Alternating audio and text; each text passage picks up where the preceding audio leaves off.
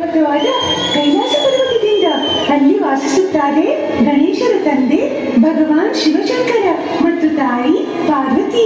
ಶಿವನ ಎಲ್ಲಕ್ಕಿಂತ ದೊಡ್ಡ ಸೇವಕ ನಂದಿ ಇತ್ತು ಮತ್ತು ಅವರ ದೊಡ್ಡ ಗಣಗಳ ಸೇನೆಗಳಿವೆ. ಇಲ್ಲಿಂದ ಪ್ರಾರಂಭವಾಗುತ್ತೆ ನಮ್ಮ ಪ್ರಿಯ ಬಾಲ ಗಣೇಶನ ಕಥೆ.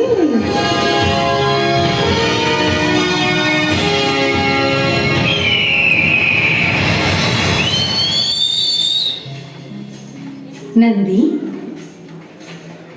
ಪ್ರಣಾಮ ಮಾತೆ.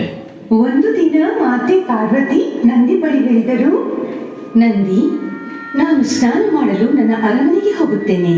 ನಾನು ಅಪ್ಪಣೆ ಕೊಡುವವರೆಗೂ ಯಾರನ್ನೂ ಅರಮನೆಯೊಳಗೆ ಪ್ರವೇಶಿಸಲು ಬಿಡಬೇಡ. ನಿಮ್ಮ ಅಪ್ಪಣೆಯಂತೆ ಆಗಲಿ ಮಾತೆ.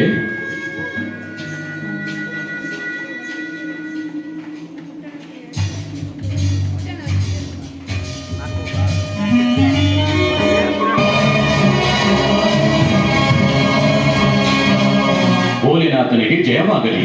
ದಾರಿಯಿಂದ ಸರಿ, ಒಳಗೆ ಹೋಗಲು ಬಿಡು. ಕ್ಷಮಿಸಿ ಪ್ರಭು, ಯಾರನ್ನು ಒಳಗೆ ಬಿಡಬೇಡವೆಂದು ಮಾತೆ ಪಾರ್ವತಿಯ ಅಪ್ಪಣೆಯಾಗಿದೆ. ಅರೆ ಮೂರ್ಖ, ಈ ಆದೇಶವು ಇತರರಿಗಾಗಿ. ನಾನಂತೂ ಅವರ ಪತಿ ಪರಮೇಶ್ವರ. ದಾರಿ ಬಿಡು.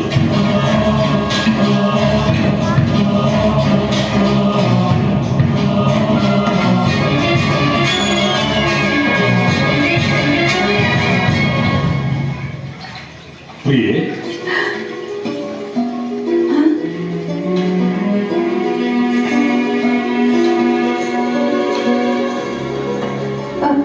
ಹೇಗೆ ಒಳ ಪ್ರವೇಶಿಸಿದಿರಿ?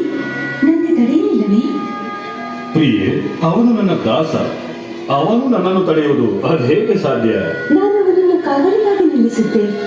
ಅವನು ಈ ರೀತಿ ನನ್ನ ಅಪ್ಪಣೆಯ ಅವಮಾನ ಮಾಡಬಾರದಾಗಿತ್ತು. ಆದರೆ ನಾನು ನಿನ್ನ ಪತಿಯಲ್ಲವೇ? ನನ್ನನ್ನು ತಡೆಯುವುದರಲ್ಲಿ ಏನು ಲಾಭ?